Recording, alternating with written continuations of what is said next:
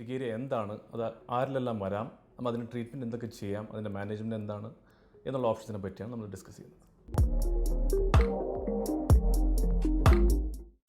Urticaria വളരെ common ആയിട്ട് കണ്ടുവരുന്ന ഒരു പ്രസൻറ്റേഷനാണ്. അലർജിക് റിയാക്ഷൻ സ്റ്റഡീസ് അനുസരിച്ച് 5-ൽ ഒരാൾക്ക് അർട്ടിക്കേരിയ വരാമെന്നുള്ളതാണ് സ്റ്റഡീസ് കാണിക്കുന്നത് some time in the life. അപ്പോൾ ചിലപ്പോൾ വെറും ചെറിയ പാച്ച് പോലെ കോയിൻ ഷേപ്ഡ് അലർജിക് റിയാക്ഷൻ പോലെ വരാം, ചിലപ്പോൾ ഫുൾ ബോഡി റിയാക്ഷൻസ് പോലെ വന്നും തുടങ്ങാം. റെഡ്നെസ്സും തടിപ്പും, കൊതു കടിച്ച നിലക്കോ അല്ലെങ്കിൽ പുഴു ആട്ടുന്ന നിലക്കോ എല്ലാം തടിപ്പും ചൊറിച്ചിലും നീറ്റലും വരാം. ഇത് പ്രത്യേകത എന്താണെന്ന് വെച്ചാൽ 24 hours അല്ലെങ്കിൽ 24 മണിക്കൂറിനുള്ളിൽ നോർമലി ഈ റിയാക്ഷൻ സബ്സൈഡ് ചെയ്യും. ഒന്നും പോയിക്കൊണ്ടും ഇരിക്കുന്ന ഒരു രീതിയാണ് അർട്ടിക്കേരിയയിൽ കാണുന്നത്. അർട്ടിക്കേരിയ ഓരോ ഇൻഡിവിജ്വൽസിനും വ്യത്യസ്തമായ രീതിയിലാണ് പ്രസൻറ്റ് ചെയ്യുന്നത്. ചില ആൾക്കാർക്ക് ഒരു ദിവസം 2 ദിവസം കൊണ്ട് മാറിപ്പോകാം. ചില ഇൻഡിവിജ്വൽസിന് മാസങ്ങളോളം, ചിലപ്പോൾ വർഷങ്ങളോളം നിൽക്കാം. നമ്മൾ ബേസിക്കലി ജനറലായിട്ട് ക്ലാസിഫൈ ചെയ്യാൻ വേണ്ടിയിട്ട് acute and general chronic urticaria എന്ന് പറയും. അക്യൂട്ട് എന്ന് പറയുമ്പോൾ 6 ആഴ്ചയിൽ കുറവാണ് റിയാക്ഷൻ നിൽക്കുന്നതെങ്കിൽ അക്യൂട്ട് അർട്ടിക്കേരിയ ആയിട്ടും 6 ആഴ്ചയിൽ കൂടുതലാണെങ്കിൽ അത് ക്രോണിക് അർട്ടിക്കേരിയ ആയിട്ടുമാണ് നമ്മൾ ഡിഫൈൻ ചെയ്യുന്നത്. Normally allergic urticaria severe condition അല്ല, ട്രീറ്റ് ചെയ്ത് കഴിഞ്ഞാൽ പെട്ടെന്ന് മാറുന്നതാണ്. ചിലപ്പോൾ ചില കണ്ടീഷൻസ് കുറച്ച് നാൾ റിറ്റൈൻ ചെയ്യാം, എന്നാലും ചില കണ്ടീഷൻസ് ലൈഫ് ത്രെറ്റനിങ് ആയിട്ട് മാറാം. അതിന് ആൻജിയോഡിയമ, ഇതിൻ്റെ കൂടെ വരുന്നൊരു കണ്ടീഷനാണ് ആൻജിയോഡിയമ. ചില വ്യക്തികളിൽ ചില അലർജി വരുമ്പോൾ കൂടെ തന്നെ ചുണ്ട് തടിക്കുക, കണ്ണിന് ചുറ്റും തടിക്കുക, ഇതിൻ്റെ കൂടെ ചിലപ്പോൾ നാവ് തടിക്കുക, ചിലപ്പോൾ ശ്വാസം എടുക്കാൻ ബുദ്ധിമുട്ടായി വരാം, ചിലപ്പോൾ ഇതിൻ്റെ കൂടെ ഭക്ഷണം കഴിക്കാൻ ബുദ്ധിമുട്ടായിട്ട് വരും. ഇതിന് ആൻജിയോഡിയമ എന്ന് പറയും. ആൻജിയോഡിയമ വരുന്ന വ്യക്തിയെ ചിലപ്പോൾ കണ്ടാൽ പെട്ടെന്ന് തിരിച്ചറിയാനും ബുദ്ധിമുട്ടായിരിക്കും. പെട്ടെന്നൊരു മാറ്റം വരും, അവർക്ക് കണ്ടാലൊരു ഭീകര രൂപത്തിലേക്ക് മാറാം ചിലപ്പോൾ. അപ്പോൾ ആ കണ്ടീഷൻസ് ഇതിൻ്റെ കൂടെ ശ്രദ്ധിക്കേണ്ടതാണ്. അർട്ടിക്കേരിയ വരുമ്പോൾ ആൻജിയോഡിയമ കൂടെ വന്നു കഴിഞ്ഞാൽ കുറച്ചും കൂടി സിവിയറാണ്. അപ്പോൾ അതിൻ്റേതായ പ്രിക്കോഷൻസ് എടുക്കേണ്ടി വരും. ആൻജിയോഡിയമ കുറച്ചും കൂടി ഭീകരമായതുകൊണ്ട് തന്നെ പേഷ്യൻസ് എല്ലാം വളരെ അലാംഡായിട്ട് അല്ലെങ്കിൽ ടെൻഷൻ അടിച്ചുകൊണ്ട് വരുന്നു. കാരണം ഫേസിൽ ആകെ ചേഞ്ചസ് കാണുന്നു, റിലേറ്റീവ്സും എല്ലാം ടെൻഷനായിട്ടാണ് വരുന്നത്. കാരണം ഇതിൻ്റെ കൂടെ ഈ നേരത്തെ പറഞ്ഞ പോലെ ശ്വാസം എടുക്കാൻ ബുദ്ധിമുട്ട് വരികയോ അല്ലെങ്കിൽ വെള്ളം കുടിക്കാൻ ബുദ്ധിമുട്ടൊക്കെ വരുമ്പോൾ അത് കൂടുതലും സിവിയറിറ്റിയിലേക്ക് പോകാം. എന്നാലും അർട്ടിക്കേരിയം അതിൻ്റെ സിവിയർ കണ്ടീഷൻസ് ഉണ്ട്. ഇപ്പോൾ ചില കണ്ടീഷനിൽ എക്സ്ട്രീം ഇച്ചിങ്, മൈൽഡ് ഇച്ചിങ് തൊട്ട് എക്സ്ട്രീം ഇച്ചിങ്ങിലേക്കും അർട്ടിക്കേരിയ പ്രസൻറ്റ് ചെയ്യാം. അപ്പോൾ ചില പേഷ്യൻസ് വന്ന് പറയാറുണ്ട്, അവർ കിട്ടുന്ന ഇത് വെച്ചെടുത്ത് ചൊറിയുക എന്നുള്ളതാണ് അവരുടെ രീതി. കോമ്പ് കിട്ടിയാലോ അല്ലെങ്കിൽ കത്തി കിട്ടിയാൽ അവർ ചൊറിയുന്ന രീതിയിലേക്ക് വരുന്നുണ്ട്. അത്രയും സിവിയറായിട്ട് വരെ പോകാം. അപ്പോൾ അത് അങ്ങനെ വരുമ്പോൾ കൺട്രോൾ ചെയ്യേണ്ടത് ഒരു അത്യാവശ്യമായി മാറും. ഈ അലർജിക് അർട്ടിക്കേരിയ പല ട്രിഗറിങ് ഫാക്ടേഴ്സ് ഉണ്ടാവാം. ചില പേഷ്യൻസ് ആണെങ്കിൽ ചിലപ്പോൾ എക്സസൈസ് ചെയ്ത് കഴിഞ്ഞാൽ അല്ലെങ്കിൽ ബോഡി ഒന്ന് ഹീറ്റ് ആകുമ്പോൾ, ചിലപ്പോൾ ഒന്നൊരു ബ്രിസ്ക് വാക്കിംഗ് ചെയ്യുമ്പോൾ, ഇങ്ങനെയൊക്കെ വരുമ്പോൾ ചിലപ്പോൾ അലർജിക് തെണ്ടത്ത് പോകുന്നു, തടിച്ച് വരുന്നു, ചൊറിച്ചിൽ വരുന്നു. ഇതിൻ്റെ കൂടെ ചിലപ്പോൾ സ്പൈസി ഫുഡ് എടുക്കാം, അല്ലെങ്കിൽ ഈ ഹോട്ട് ഫുഡ് കഴിക്കുമ്പോൾ. ഇതൊക്കെ കോളിനർജിക് അർട്ടിക്കേരിയ എന്ന് പറഞ്ഞൊരു കാറ്റഗറിയിൽ പെടുന്നതാണ്. Cholinergic urticaria body temperature raise ആകുമ്പോഴാണ് നോർമലി ഈ കോളിനർജിക് അർട്ടിക്കേരിയ പ്രസൻറ്റ് ചെയ്യുന്നത്. ചിലപ്പോൾ വെയിലടിക്കുമ്പോൾ, അതിനെ സോളാർ അർട്ടിക്കേരിയ എന്നാണ്, വെയിലടിച്ച ഭാഗങ്ങൾ തടിച്ച് പൊന്തുന്നു. ചില പേഷ്യൻസ് ഈ കോൾഡ് അടിക്കുമ്പോൾ അല്ലെങ്കിൽ ഐസ് കട്ട ബോഡിയിൽ വന്നിട്ട് ഒന്ന് ടച്ച് ചെയ്യുകയാണെങ്കിൽ, ഒന്ന് ഐസ് വെക്കുകയാണെങ്കിൽ അവിടെ തടിച്ച് പൊന്തുന്നു. അതിൻ്റെ കോൾഡ് അർട്ടിക്കേരിയ. അക്വജനിക് ഉണ്ട്, അതായത് വെള്ളം തട്ടിക്കഴിഞ്ഞാൽ ചൊറിച്ചിൽ വരുന്നു. അത് പല രീതിയിലുള്ള പ്രസൻറ്റേഷൻസും അർട്ടിക്കേരിയയിൽ വരുന്നുണ്ട്. ഈ പല പ്രസൻറ്റേഷൻസിൽ പെട്ട ഒരു ഇമ്പോർട്ടൻറ്റ് കാര്യമാണ് ഫിസിക്കൽ അർട്ടിക്കേരിയ.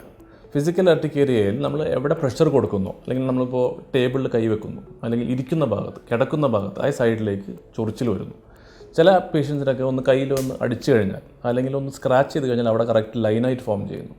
ഈ ലൈനായിട്ട് ഫോം, ഇതിനെയാണ് ഡെർമറ്റോഗ്രാഫിസം എന്ന് പറയുന്നത്, അല്ലെങ്കിൽ സ്കിൻ റൈറ്റിംഗ്. നമുക്ക് ശരിക്കും സിവിയർ റിയാക്ഷൻ ആണെങ്കിൽ സ്കിന്നിൽ ശരിക്കും കൈ വെച്ച് എഴുതാം, അതങ്ങ് തടിച്ച് പൊന്തി വരുന്നു. ഇത് ഒരു പ്രസൻറ്റേഷൻ ഓഫ് അർട്ടിക്കേരിയയാണ്. നോർമലി ചില ആൾക്കാർ ഫിസിക്കൽ മാത്രമായിട്ട് കാണുന്നുണ്ട്, ചിലപ്പോൾ അത് പ്രത്യേകിച്ച് ഇഷ്യൂ ഉണ്ടാക്കില്ല. പക്ഷേ ഫിസിക്കൽ അർട്ടിക്കേരിയ അല്ലെങ്കിൽ ഡെർമറ്റോഗ്രാഫിസം അർട്ടിക്കേരിയ ഒരു ഇമ്പോർട്ടൻറ്റ് പ്രസൻറ്റിംഗ് ഫീച്ചറാണ്. അതിൻ്റെ സിവിയറിറ്റി നമുക്ക് അത് വെച്ച് അസസ് ചെയ്യാം. ഇതിൻ്റെ റീസൺ അല്ലെങ്കിൽ മെക്കാനിസം ഓഫ് ആക്ഷൻ എന്ന് പറയുമ്പോൾ, അർട്ടിക്കേരിയയിൽ എന്തെങ്കിലും ട്രിഗർ ഉണ്ടെങ്കിൽ സ്കിന്നിൽ ഹിസ്റ്റമിൻ എന്ന് പറഞ്ഞൊരു കെമിക്കൽ റിലീസ് ചെയ്യുകയാണ്. ബ്ലഡ് വെസൽസിൽ നിന്ന് ഹിസ്റ്റമിൻ എന്ന കെമിക്കൽ റിലീസ് ചെയ്യുമ്പോൾ വാസോഡൈലേഷൻ അല്ലെങ്കിൽ സ്കിന്നിൽ ചെറിയൊരു ബ്ലഡ് സർക്കുലേഷൻ കൂടുന്നു. അതുകൊണ്ടാണ് നമുക്ക് ഈ ചുവപ്പും ഒരു നീറ്റലും ഒരു ചൂട് പോലെയും ചൊറിച്ചിലും അനുഭവപ്പെടുന്നത്. അപ്പോൾ അതിൻ്റെ പല ട്രിഗറിങ് ഫാക്ടേഴ്സ് ഉണ്ടാവാം. എന്താണ് അതിനെപ്പറ്റിയാണ് നമ്മൾ കൂടുതലും ഇനി അടുത്ത് ഡിസ്കസ് ചെയ്യാൻ പോകുന്നത്, അല്ലെങ്കിൽ കോസസ് എന്തൊക്കെയാണെന്നുള്ളത്. ഫസ്റ്റ് ഫീച്ചർ എന്ന് പറയുമ്പോൾ ഇൻഫെക്ഷനാണ് നമുക്ക് ആദ്യം റൂൾ ഔട്ട് ചെയ്യേണ്ടത്. കാരണം ചിലപ്പോൾ ഒരു ബാഡ് ടൂത്ത് ആയിരിക്കാം, മുമ്പുള്ളൊരു പല്ലിൻ്റെ ഒരു കേട്, അല്ലെങ്കിൽ സൈനസൈറ്റിസിൻ്റെ ഒരു ഇഷ്യൂ, അല്ലെങ്കിൽ മൈഗ്രെയിൻ, വയറിന് എന്തെങ്കിലും അസ്വസ്ഥത ഉണ്ടെങ്കിലോ, യൂറിനറി ഇൻഫെക്ഷനോ, എന്തെങ്കിലും ഒരു ഫോക്കസ് ഓഫ് ഇൻഫെക്ഷൻ ഉണ്ടെങ്കിൽ അത് ചിലപ്പോൾ നമുക്ക് റിക്കറൻ്റ് ആയിട്ട് ഇൻഫെക്ഷൻ ബോഡിയിൽ ഉള്ളത് കൊണ്ട് അലർജിക് റിയാക്ഷൻസ് ട്രിഗർ ചെയ്യാം. അപ്പോൾ അതെന്താണെന്ന് റൂൾ ഔട്ട് ചെയ്യുന്നത് വളരെ അത്യാവശ്യമാണ്. കാരണം ചിലപ്പോൾ ഒരു ബാക്ടീരിയൽ ഇൻഫെക്ഷൻ ആയിരിക്കാം, ചിലപ്പോൾ മുമ്പുള്ള കാലിലുള്ള ഫംഗൽ ഇൻഫെക്ഷനോ എന്തെങ്കിലും, അല്ലെങ്കിൽ പ്രീവിയസ് വൈറൽ ഇൻഫെക്ഷൻ ആയിരിക്കാം. ഇതെല്ലാം അതിനുശേഷം ഒരു അലർജിക് റിയാക്ഷൻ പോലെ ഒരു ബോഡി റിയാക്ട് ചെയ്യുന്ന രീതിയാണ്. അപ്പോൾ അത് ഇൻഫെക്ഷൻ എന്താണ് ഐഡൻറ്റിഫൈ ചെയ്യുന്ന വലിയൊരു ഫസ്റ്റ് റീസൺ. ഇത്രയും ഒരുപാട് ട്രിഗറിങ് ഫാക്ടേഴ്സ് ഉള്ളതുകൊണ്ട് തന്നെ ഇൻവെസ്റ്റിഗേഷൻസ് റോൾ വളരെ വലുതാണ്. കാരണം പല സോഴ്സ് ഓഫ് ഇൻഫെക്ഷനോ അല്ലെങ്കിൽ ഡ്രഗ്സോ അല്ലെങ്കിൽ ഫുഡോ ഡ്രഗ്സോ അല്ലെങ്കിൽ ഡസ്റ്റോ ആയിരിക്കാം ഈ പറഞ്ഞ റിയാക്ഷൻസ് ഉണ്ടാക്കുന്നത്. അപ്പോൾ റൂൾ ഔട്ട് ചെയ്യുന്നത് വളരെ ഇമ്പോർട്ടൻ്റ് ആണ്. അതുകൊണ്ട് പല ടെസ്റ്റും ഇതിൽ ഇമ്പോർട്ടൻ്റ് ആയിട്ട് വരും. ഇൻഫെക്ഷൻ റൂൾ ഔട്ട് ചെയ്യാനും തൈറോയ്ഡ് അബ്നോർമാലിറ്റീസ് ഉണ്ടോ എന്ന് നോക്കാനും അല്ലെങ്കിൽ യൂറിനറി ഇൻഫെക്ഷൻ ഉണ്ടോ എന്നുള്ള റൂൾ ഔട്ട് ചെയ്യാൻ വേണ്ടി, ഓട്ടോ ഇമ്മ്യൂൺ ആണോ എന്ന് അറിയാൻ വേണ്ടി ടെസ്റ്റുകൾ ചെയ്യുന്നത് വളരെ ഇമ്പോർട്ടൻ്റ് ആയിരിക്കും. അതിനനുസരിച്ചായിരിക്കും ട്രീറ്റ്മെൻറ്റ് പിന്നെ പറയുന്നത്. പിന്നെ വളരെ കോമൺ ആയിട്ട് കണ്ടുവരുന്ന കാര്യമാണ് ഫുഡ് അലർജി. മോസ്റ്റ്ലി ആൾക്കാർ പുറത്തുനിന്ന് ഭക്ഷണം കഴിക്കുന്നു, ചിലപ്പോൾ പെട്ടെന്ന് റിയാക്ഷൻസ് ഉണ്ട്. നമ്മൾ നോർമലായിട്ടും കണ്ടുവരുന്ന ഫുഡ് റിയാക്ഷൻസ് എന്ന് പറയുമ്പോൾ ചിലപ്പോൾ നട്ട്സ്, കോമണസ്റ്റ് ഫുഡ് എന്ന് പറയുമ്പോൾ നട്ട്സ്, ചോക്ലേറ്റ്, ഫിഷ് ഇങ്ങനത്തെ കാര്യങ്ങളായിരിക്കാം കോമണസ്റ്റ് ആയിട്ട് വരുന്നത്. പക്ഷേ ഓരോ ഇൻഡിവിജ്വലും വ്യത്യസ്തമാണ്. അത് മാത്രമാണ് റിയാക്ഷൻ എന്ന് പറയാൻ പറ്റില്ല. പലരും പറയും ഞാൻ ഡോക്ടർ നോൺ വെജ് കഴിക്കുന്നില്ല. പക്ഷേ നോൺ വെജ് മാത്രമല്ല വെജിലും അലർജിക് റിയാക്ഷൻസ് ഉണ്ടാവാം. ചില പേഷ്യൻസിന് റൈസിന് അലർജി ഉള്ള ആൾക്കാർ വരെ കണ്ടിട്ടുണ്ട്. അപ്പോൾ നോൺ വെജിൽ മാത്രമല്ല അലർജി വരുന്നത്, വെജിലും അലർജിക് റിയാക്ഷൻസ് ഉണ്ടാവാം. അപ്പോൾ ഇത് എന്താണെന്ന് ഐഡൻറ്റിഫൈ ചെയ്യാൻ സ്പെസിഫിക് ടെസ്റ്റ്സ് ഉണ്ട്. പക്ഷേ അത് നമ്മൾ സ്പെസിഫിക്കായിട്ട് നോക്കുന്ന ഇത്തിരി ബുദ്ധിമുട്ടായിരിക്കാം. കാരണം ചിലപ്പോൾ ഒറ്റ ഫുഡായിരിക്കില്ല, പല ഫുഡിൽ നിന്നായിരിക്കും വരുന്നത്. അപ്പോൾ എലിമിനേറ്റ് ചെയ്യുമ്പോൾ ഒന്നൊന്നായി ചെയ്യുമ്പോൾ പ്രയാസമായിരിക്കാം. അതിനാണ് നമ്മൾ നോർമലി അലർജി ഫുഡ് പാനൽ എന്ന് പറഞ്ഞൊരു ടെസ്റ്റ് ചെയ്യുന്നത്. അതിൽ സ്പെസിഫിക് ആയിട്ട് ഏത് ഫുഡിനാണ് എത്രത്തോളം അലർജി ഉണ്ട് എന്ന് ഐഡൻറ്റിഫൈ ചെയ്യാൻ പറ്റും. അത് വെച്ച് നമുക്കത് അവോയ്ഡ് ചെയ്യണം, എത്ര നാൾ അവോയ്ഡ് ചെയ്യണം എന്നറിയാൻ പറ്റും. സെപ്പറേറ്റ് ആയിട്ട് ഫിഷാണോ, നട്ട്സാണോ, ചിക്കനുണ്ടോ, പൾസസിനുണ്ടോ, ഫ്രൂട്ട്സ് ആണോ എന്നുള്ളത് സെപ്പറേറ്റ് ആയിട്ട് നമുക്കറിയാൻ പറ്റും. അപ്പോൾ ഫുഡ് റിലേഷൻ വളരെ ഇമ്പോർട്ടൻ്റ് ആണ്. അതുകൊണ്ട് തന്നെയാണ് നമ്മൾ പല ഹോട്ടലിലും പല ഫുഡ് പ്രോഡക്ട്സിലും നട്ട് അലർജി സ്പെസിഫൈ ചെയ്യുന്നത്. കാരണം ഇത് ചിലപ്പോൾ സിവിയർ റിയാക്ഷൻ ഉണ്ടാക്കാം. അപ്പോൾ ഫുഡ് അലർജി അടുത്തൊരു വളരെ ഇമ്പോർട്ടൻറ്റ് കമ്പോണൻ്റ് ആണ്. അടുത്ത കോമണസ്റ്റ് ആയിട്ട് കണ്ടുവരുന്നതാണ് ഡസ്റ്റ് അലർജൻസ്. ഡസ്റ്റ് പല രീതിയിലാവാം. നമ്മളത് കണ്ടുപിടിക്കാനായിട്ട് സ്പെസിഫിക് ടെസ്റ്റ് ഉണ്ട്. വീണ്ടും ഡസ്റ്റ് അലർജി പാനൽ എന്ന് പറയും. കോമണസ്റ്റ് ആയിട്ട് വരുന്ന ഡസ്റ്റ് അലർജി എന്ന് പറയുന്നത് ഹൗസ് ഡസ്റ്റ് മൈറ്റാണ്. ഹൗസ് ഡസ്റ്റ് മൈറ്റ് കണ്ടുവരുന്നത് ബെഡ്ഷീറ്റിൽ വരാം, പില്ലോ, മാട്രസ്, റഗ്, കാർപ്പറ്റ് എന്നിവയിലെല്ലാം കണ്ടുവരും. ചെറിയ തരം ഇൻസെക്റ്റാണ്. നമ്മൾ എത്ര ക്ലീൻ ചെയ്താലും വാക്യൂം ചെയ്താലും വാഷ് ചെയ്ത് കഴിഞ്ഞാലും ഈ മൈറ്റ് പോകുന്നില്ല. അപ്പോൾ സെൻസിറ്റീവ് ആയിട്ടുള്ള ഇൻഡിവിജ്വൽ ആണെങ്കിൽ അത് വളരെ പെട്ടെന്ന് റിയാക്ഷൻസ് കണ്ടുവരാം. ഇതിനായിട്ടുള്ള പില്ലോ കേസസും ബെഡ്ഷീറ്റും എല്ലാം മാർക്കറ്റിൽ കിട്ടാനുണ്ട്, ഓൺലൈൻ അവൈലബിൾ ആണ്. പക്ഷേ ഇത് സ്പെസിഫിക്കായി ടെസ്റ്റ് ചെയ്താൽ തന്നെ ഐഡൻറ്റിഫൈ ചെയ്യാൻ പറ്റുള്ളൂ. പക്ഷേ കോമണസ്റ്റ് ആയിട്ട് വരുന്ന ഹൗസ് ഡസ്റ്റ് മൈറ്റാണ് കോമണസ്റ്റ് ആയിട്ട് കണ്ടുവരുന്ന ഡസ്റ്റ് അലർജൻസ്. ഇതുകൂടാതെ ഈ മോൾഡ്സ് എന്ന് പറയും, നമ്മൾ ഫുഡിൽ കാണുന്ന കുറച്ച് ലോങ് സ്റ്റാൻഡിംഗ് ആയിട്ട് ഇരുന്ന് കഴിഞ്ഞാൽ അല്ലെങ്കിൽ നനഞ്ഞു കഴിഞ്ഞാൽ അല്ലെങ്കിൽ വെറ്റ് ക്ലോത്തിലെല്ലാം കാണപ്പെടുന്ന പ്രത്യേകതരം ഫംഗസ് ഉണ്ട്. ഇങ്ങനെ അലർജി വരുന്ന ആൾക്കാരുണ്ട്. അല്ലെങ്കിൽ പ്ലാന്റ് പ്രോഡക്ട്സിന് വരുന്ന അലർജി ഉണ്ട്. അപ്പോൾ ആസ്മ അല്ലെങ്കിൽ സ്നീസിങ് ഇങ്ങനത്തെ കാര്യങ്ങളൊക്കെ ഉണ്ട്. അതിൻ്റെ കൂടെ അർട്ടിക്കേരിയ വരുന്നുണ്ടെങ്കിൽ ഇങ്ങനത്തെ ചില കാര്യങ്ങൾ റൂൾ ഔട്ട് ചെയ്യുന്നത് അത്യാവശ്യമാണ്. ഇനി വേറെ കുറേ ഹോർമോൺ റിലേഷൻസ് കൊണ്ടും അർട്ടിക്കേരിയ വരാം. ഈ ഓട്ടോ ഇമ്മ്യൂൺ കണ്ടീഷൻസ് ആണെങ്കിൽ, നമ്മൾ ഇമ്മ്യൂണിറ്റി റിലേറ്റഡ് ആണെങ്കിൽ, ഇമ്മ്യൂണിറ്റി കുറയുന്നത് കൊണ്ടല്ല, നമ്മളുടെ പ്രതിരോധ ശേഷി ചില മാറ്റങ്ങൾ വരുമ്പോൾ അർട്ടിക്കേരിയ വരാം. അത് റിലേറ്റഡ് ആയിട്ട് തൈറോയ്ഡ് കണ്ടീഷൻസിൽ വരാം. അതുകൊണ്ട് തൈറോയ്ഡ് ചെക്ക് ചെയ്യുന്നത് വളരെ ഇമ്പോർട്ടൻ്റ് ആണ്. അതുകൂടാതെ തൈറോയിഡിൻ്റെ പോലെ തന്നെ തൈറോയ്ഡ് നോർമലി കാണുമ്പോൾ ചിലപ്പോൾ വെയിറ്റ് ഗെയിൻ ഉണ്ടാവാം, അല്ലെങ്കിൽ പേഷ്യൻസിന് ഹെയർ ലോസ് ഉണ്ടാവാം, ജനറലൈസ് ഡ്രൈനസ് ഉണ്ടാവും. ഇങ്ങനെയൊക്കെ വരുമ്പോൾ അതിൻ്റെ കൂടെ അർട്ടിക്കേരിയ ഫീച്ചേഴ്സ് വരുമ്പോൾ തൈറോയ്ഡ് റിലേഷൻ റൂൾ ഔട്ട് ചെയ്യുന്നത് വളരെ അത്യാവശ്യമാണ്. ഇനി ഈ കാറ്റഗറി എല്ലാം പെടാതെ ചിലപ്പോൾ ഇഡിയോപ്പത്തി, ക്രോണിക് ഇഡിയോപ്പത്തിക് അർട്ടിക്കേരിയ എന്ന് പറയും. അതായത് പ്രത്യേകിച്ച് റീസൺസ് ഇല്ല, ഈ ടെസ്റ്റെല്ലാം ചെയ്തു എലിമിനേറ്റ് ചെയ്ത് കഴിഞ്ഞു, പ്രത്യേകിച്ച് റീസൺസ് കാണുന്നില്ല. അങ്ങനെ വരുമ്പോൾ ഇഡിയോപ്പത്തിക് അർട്ടിക്കേരിയ ആയിട്ട് നമ്മൾ ക്ലാസിഫൈ ചെയ്യും. പക്ഷേ ഒരുപാട് മെജോറിറ്റി ഓഫ് പേഷ്യൻസ് അങ്ങനെ വരുന്ന കണ്ടീഷൻസും ഉണ്ട്. ആ കണ്ടീഷനിൽ ചിലപ്പോൾ നമുക്ക് ലോങ് സ്റ്റാൻഡിങ് ചിലപ്പോൾ മെഡിക്കേഷൻസ് വേണ്ടി വരും.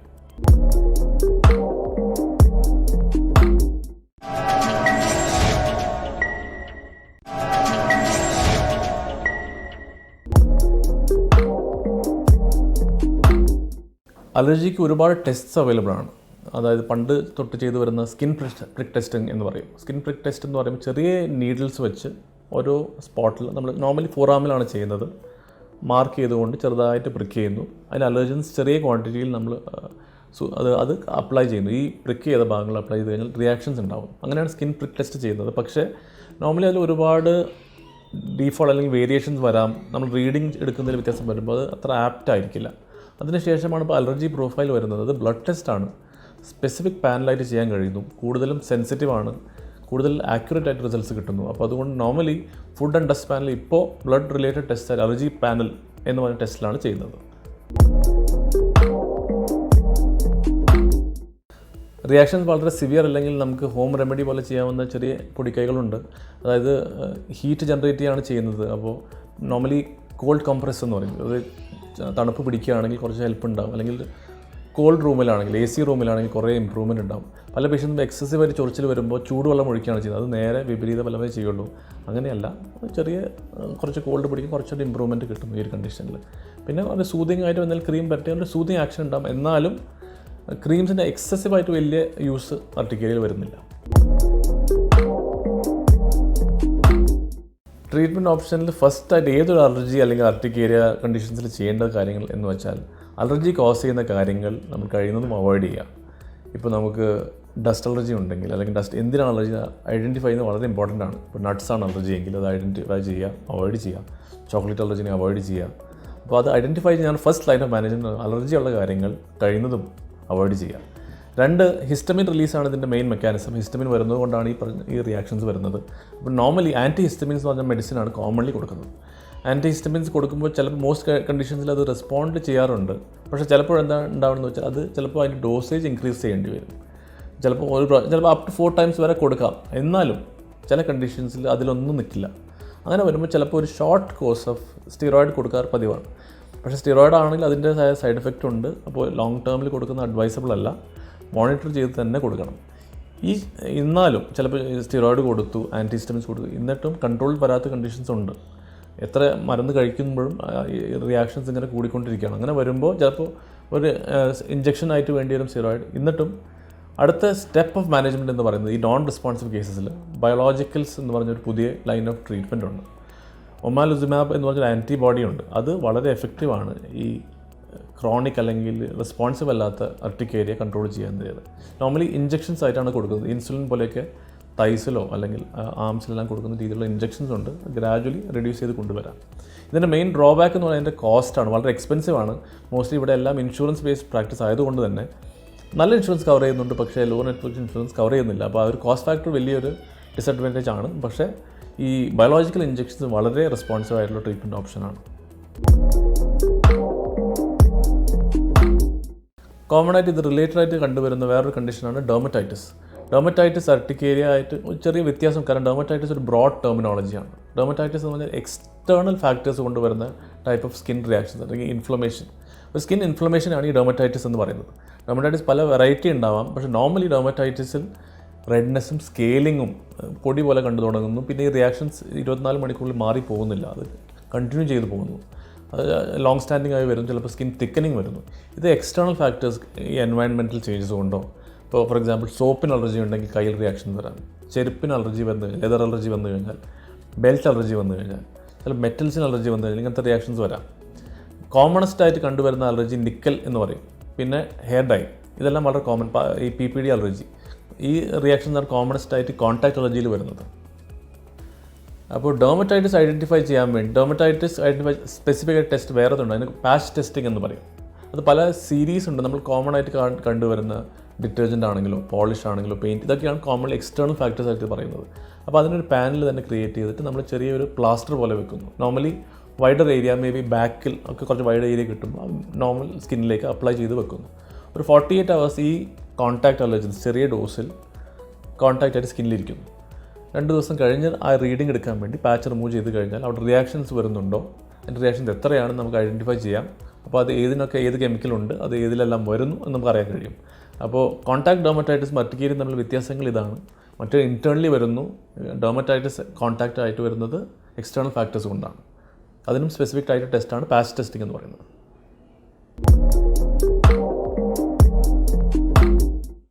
Moisturising is very essential for all skin type, especially ഈ ഡ്രൈനെസ് പ്രോൺ സ്കിന്നോ അല്ലെങ്കിൽ എക്സിമാറ്റിക് സ്കിന്നോ ഈ ഡെർമറ്റൈറ്റിസ് വരുന്ന സ്കിന്നിൽ വളരെ എഫക്റ്റീവാണ്. കാരണം സ്കിന്നിൻ്റെ ഒരു ഫംഗ്ഷൻ ഈ വാട്ടർ മെയിൻറ്റെയിൻ ചെയ്യാന്നുള്ളതും കൂടിയാണ്. അപ്പോൾ ഗ്രാജുവലി നമ്മൾ ക്ലൈമറ്റ് ചേഞ്ച് കൊണ്ടോ അല്ലെങ്കിൽ ഏജ് റിലേറ്റഡ് ആയിട്ടോ ഈ ഒരു ഫംഗ്ഷൻ നമ്മൾ ഗ്രാജുവലി നഷ്ടപ്പെടുന്നു.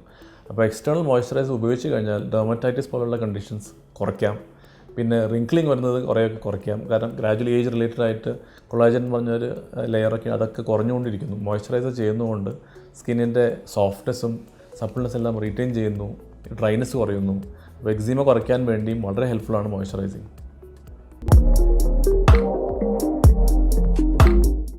കോമൺ ആയിട്ട് ഇതിൻ്റെ കൂടെ വരുന്ന വേറെ കണ്ടീഷനാണ് ഏറ്റോപിക് ഡെർമറ്റൈറ്റിസ്. ഏറ്റോപിക് ഡെർമറ്റൈറ്റിസ് വളരെ കോമൺ ആയിട്ട് കുട്ടികൾ കാണുന്നതാണ്. നോർമലി ചൈൽഡ്ഹുഡ് സ്റ്റേജ് ഒരു 4 മാസം തൊട്ട് കണ്ടു തുടങ്ങുന്നു. ഇതൊരു ജന്മനാ കിട്ടുന്ന ഫെമിലിയലായിട്ട് വരുന്ന ഒരു കണ്ടീഷനാണ്. അതായത് വാട്ടർ ലോസാണ് കൂടുതലും ഉണ്ടാവുന്നത്. അത് കോമൺലി ഹെറിഡിറ്ററി ആയിട്ട് വരുന്നു. റിലേറ്റഡ് ആയിട്ട് അവർക്ക് ഫാമിലി ഹിസ്റ്ററി ഓഫ് ഒരു സ്നീസിങ്ങോ അല്ലെങ്കിൽ ആസ്മയൊക്കെ ഉണ്ടെങ്കിൽ കുട്ടികൾക്കും ഇതുപോലെ കാണപ്പെടുന്നു. അത് ഗ്രാജുവലി സീസണിലായിട്ട് വന്നും പോയിക്കൊണ്ടിരിക്കാം. ചില കുട്ടികൾ വളരെ സിവിയർ ആയിട്ട് വരാം. നോർമലി സ്കിൻ ഫോൾഡ്സിലൊക്കെയാണ് കൂടുതലും ഇത് കാണുന്നത്. അപ്പോൾ ഇതിലെ മോയ്സ്ചർ റിട്ടൻഷൻ വളരെ കുറവാണ്. സ്കിന്നിൻ്റെ ഒരു ഫംഗ്ഷനാണ് മോയ്സ്ചർ റിട്ടൻഷൻ. ഈ കുട്ടികൾക്ക് അത് വളരെ കുറവാണ്. അപ്പോൾ റിക്കറൻ്റ് ആയിട്ട് കാണുന്നു. നോർമലി അത് ഹേ ഫീവർ അല്ലെങ്കിൽ ആസ്മ ഒക്കെ ആയിട്ട് റിലേറ്റഡ് ആയിട്ട് വരാം. അങ്ങനെയുള്ള കണ്ടീഷൻസിൽ മോയ്സ്ചറൈസിങ് ചെയ്യുന്നത് വളരെ ഇമ്പോർട്ടൻ്റ് ആണ്. അപ്പോൾ എക്സസീവായിട്ട് വാഷ് ചെയ്യുന്നത് അല്ലെങ്കിൽ ബേതിങ് അങ്ങനെയുള്ള കുട്ടികൾക്ക് അത് കൂട്ടുന്നു. നോർമലി വിൻ്റർ സീസണിലാണ് ഏറ്റോപിക് ഡെർമറ്റൈറ്റിസ് എക്സസീവായിട്ട് കാണപ്പെടുന്നത്. ഇൻഫൻറ്റൈൽ സ്റ്റേജിൽ നിന്ന് ചൈൽഡ്ഹുഡ് സ്റ്റേജിലേക്ക് മാറുമ്പോൾ അതിൻ്റെ ലൊക്കേഷൻസ് മാറാം. കുട്ടികൾ ബേബീസ് ആയിരിക്കുമ്പോൾ ഫേസിൽ നെക്കിലൊക്കെയാണ് ഇങ്ങനത്തെ സ്കെയിലിങ്ങും റെഡ്നെസ്സും ഒക്കെ കാണുന്നത്. അത് ഗ്രാജുവലി മോയ്സ്ചറൈസ് ഒക്കെ ചെയ്ത് വന്നും പോയിക്കൊണ്ടിരിക്കുകയാണെങ്കിലും ചൈൽഡ്ഹുഡ് സ്റ്റേജിലേക്ക് എത്തുമ്പോൾ അത് കൈയുടെ മടക്കുകളിൽ കാലിൻ്റെ മടക്കുകളിലൊക്കെ ആയിരിക്കും വീണ്ടും വന്നും പോയിക്കൊണ്ടിരിക്കുന്നത്. എക്സസീവായിട്ട് ചൊറിഞ്ഞ പൊട്ടി ചിലപ്പോൾ അത് ഇൻഫെക്റ്റഡ് ആയിട്ടും മാറാം. അപ്പോൾ അങ്ങനെ വരുമ്പോൾ അഡിക്വേറ്റ് ട്രീറ്റ്മെൻറ്റ് അത്യാവശ്യമാണ്. പക്ഷേ മെയിൻ സ്റ്റേ മോയ്സ്ചറൈസ് ചെയ്യുന്നത് തന്നെയാണ്. ഗ്രാജുവലി നോർമലി ഈ ഏറ്റോപിക് ഡെർമറ്റൈറ്റിസ് ഒരു ടീനേജിലേക്ക് കടക്കുന്ന സമയത്ത് മാറിപ്പോകുന്നതാണ് പതിവ്. ഏറ്റോപിക് ഡെർമറ്റൈറ്റിസിൽ വാട്ടർ ലോസ് വളരെ കോമൺ ആണ്. അപ്പോൾ മിക്ക പേരൻസും ചെയ്യേണ്ടതെന്ന് പറഞ്ഞാൽ മോയ്സ്ചറൈസ് ചെയ്യണം. എക്സസീവായിട്ട് വാഷിങ്, ഈ സോപ്പ് ഉപയോഗിക്കലൊക്കെ കൂടുതലും മോയ്സ്ചർ വലിച്ചെടുക്കുന്നു. സീസണിലി കൂടുന്നൊരു കണ്ടീഷനാണ് ഏറ്റോപിക് ഡെർമറ്റൈറ്റിസ്, പ്രത്യേകിച്ച് വിൻ്റർ സീസണിൽ. പിന്നെ ദുബായിൽ കൂടുതലും AC ഒക്കെ യൂസ് ചെയ്യുമ്പോൾ കൂടുതലും ഡ്രൈനെസ് ഉണ്ടാകുന്നു. അപ്പോൾ മോയ്സ്ചറൈസറിൻ്റെ കൂടെ ഈ സോപ്പ് ഉപയോഗിക്കുമ്പോൾ ശ്രദ്ധിക്കുക. കാരണം pH ബാലൻസ്ഡ് അല്ലെങ്കിൽ മോയ്സ്ചർ കൂടുതൽ വലിച്ചെടുക്കും, കൂടുതലും റിയാക്ഷൻസും സ്കെയിലിങ്ങും ഉണ്ടാക്കാം, ചൊറിച്ചിൽ കൂടാം. അപ്പോൾ pH ബാലൻസ്ഡുള്ള സോപ്പുകൾ ഉപയോഗിക്കുന്നത് അത്യാവശ്യമാണ്. മോയ്സ്ചറൈസ് ചെയ്യണം. ചിലപ്പോൾ റിക്കറൻ്റായിട്ട് വരുന്നുണ്ടെങ്കിൽ ഇതിൽ നിന്നില്ലെങ്കിൽ ടോപ്പിക്കലി ഉപയോഗിക്കുന്ന മൈൽഡ് സ്റ്റിറോയിഡ്സ് വേണ്ടി വരും. അതിൽ നിന്നില്ലെങ്കിൽ ചിലപ്പോൾ ഓറൽ കോഴ്സ് വേണം. അത് പക്ഷേ ഷോർട്ട് പീരീഡ് ആയിരിക്കും, സൈഡ് എഫക്ട്സ് ഇല്ലാത്ത രീതിയിൽ വേണം അത് കണ്ടിന്യൂ ചെയ്യാൻ. അത് കഴിഞ്ഞാൽ മെയിൻലി ഗ്രാജുവലി സീസണിൽ വന്നു പോകുന്നു. അത് കൺട്രോൾ ചെയ്യാവുന്നതാണ്. ഒരു ഏജ് കഴിഞ്ഞാൽ മോസ്റ്റ് കണ്ടീഷൻസ് റിക്കർ ചെയ്യാറുമുണ്ട്. എവറി ഇൻഡിവിജ്വൽ ഡിഫറൻ്റ് ആണ്. ഒരാൾക്ക് അലർജിയുള്ള കാര്യം മറ്റൊരാൾക്ക് അലർജി ആവണമെന്ന് നിർബന്ധമില്ല. അലർജി ഐഡൻറ്റിഫൈ ചെയ്യുന്നത് വളരെ ഇമ്പോർട്ടൻ്റ് ആണ്. പല കാര്യങ്ങളിൽ നിന്ന് അലർജി വരാം. ഫോർ എക്സാമ്പിൾ, നമുക്ക് മുമ്പ് കഴിച്ച ഭക്ഷണം അലർജി ഗ്രാജുവലി ഡെവലപ്പ് ചെയ്യാം. അതായത് ഒരു എക്സാമ്പിൾ പറയുകയാണെങ്കിൽ, നമ്മളൊരു ബലൂൺ വീർപ്പിക്കുകയാണെങ്കിൽ ഒറ്റയടിക്ക് പൊട്ടുന്നില്ല. അത് ഒരു ലെവൽ എത്തുമ്പോഴാണ് അത് എക്സ്പ്ലോഡ് ചെയ്യുന്നത്. അത് കഴിയുമ്പോൾ അപ്പോൾ അതേപോലെ ആ ഒരു ത്രെഷോൾഡ് എത്തിക്കഴിഞ്ഞാലാണ് അലർജിക് റിയാക്ഷൻ ചിലപ്പോൾ ഡെവലപ്പ് ചെയ്യുന്നത്. അപ്പോൾ ഐഡൻറ്റിഫൈ ചെയ്യുന്നത് വളരെ ഇമ്പോർട്ടൻ്റ് ആണ്. അതിനുള്ള പ്രിക്കോഷണറി മെഷേഴ്സ് എടുക്കുക. അലർജിക് റിയാക്ഷൻ വളരെ സിവിയർ ആയിട്ട് വരികയാണെങ്കിൽ അല്ലെങ്കിൽ ആൻജിയോഡിയമ പോലുള്ള സിവിയർ ലൈഫ് ത്രെറ്റനിങ് കണ്ടീഷനിലേക്ക് വരികയാണെങ്കിൽ എന്തായാലും ഹോം കെയർ പറ്റില്ല. തീർച്ചയായിട്ടും ഒരു ഡെർമറ്റോളജിസ്റ്റ് ഒപ്പീനിയൻ വേണ്ടി വരും, ട്രീറ്റ്മെൻറ്റ് വേണ്ടി വരും. അലർജിക് റിയാക്ഷൻ എന്താണ്, അർട്ടിക്കേരിയ എന്താണ്, എക്സീമ എന്താണ്, കുട്ടികൾക്ക് എങ്ങനെ വരുന്നു, എറ്റോപിക് ഡെർമറ്റൈറ്റിസ് എന്താണ് എന്നൊരു ഐഡിയ കിട്ടിയെന്ന് വിചാരിക്കുന്നു. സോ അർട്ടിക്കേരിയ, അലർജിക് റിയാക്ഷൻസ് എല്ലാം വളരെ കോമൺ ആണ്. And hope you have an idea about this now. Thank U.